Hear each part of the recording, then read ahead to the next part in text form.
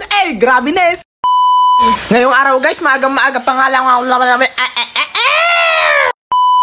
Okay, game. Siyempre, maaga pa lang nagluto na ako ng aming alamang. Ngayong araw nga, dalawa lang kami ni Papa magtitinda sa may tabi ng tulay na ginagawa. Ang landi! Habang nagluluto ako ng alamang, si Papa inayos niya na yung mga gagamitin namin sa pagtitinda. At nandito na ako sa may pagpapestuhan namin dito sa may ginagawang tulay. Dito lang to sa may barangay Malasin, San Jose City, Nueva Ecija. Si Papa wala pa dahil bumili siya ng mga yelo. Habang wala pa si Papa, nilabas ko na yung mga gamit at binabana. Nandito na nga rin si Papa kaya inayos ko na yung timbangan. Pagkaayos ko ng timbangan, naglagay na nga rin ako ng mga mangga. At inayos na nga rin ni Papa yung malaki naming payong dito. Inilabas ko na nga rin yung mga manggang babalatan. Ito na ang final na pag-aayos dito sa may mga per kilong mangga. Nagbalat at nagiwa na nga rin kami ni Papa. Nagkaroon na nga rin kami ng first customer sa mga per kilong mangga. At nasundan nga to ni Kuya. Shoutout nga pala kay Kuya, nanonood daw siya ng aking video. Salamat po. Grabe Nes. May mga dumating nga rin pala pag pumupunta daw kasi rito, natsatsambahan nilang wala ako. Kaya ito, nagpicture na nga rin kami. Grabe Nes nga naman talaga. Maraming salamat po sa inyong suporta.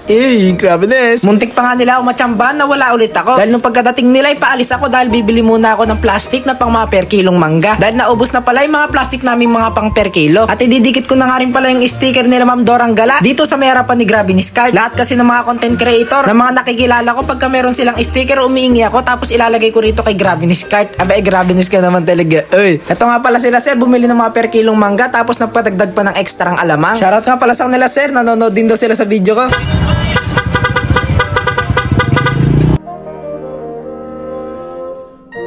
Nga si Papa, tamang benta muna dito sa mga per kilong mangga. At ako na muna rito sa mga naka-stick. Tamang balat lang kami ng balat ng mga mangga rito. Maya nga lang sa aming pagtitinda, may mga dumating nga rito at napadaan nga pala sila ate. Ito nga palang sila ate, titikim nga lang daw sila. Pero naparami sila sa paulit-ulit nilang pagkuha.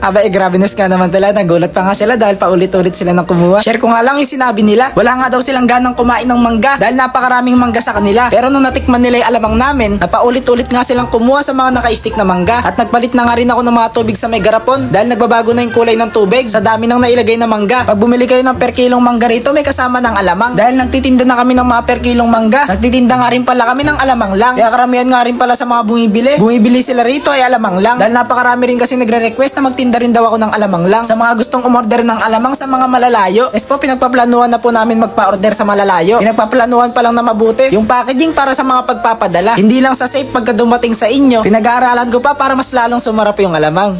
Grabe Nes. Grabe Nes, tuloy-tuloy yung aking pagbabalat ng mangga at paghiwa. Shoutout nga rin pala rito sa kanila ate.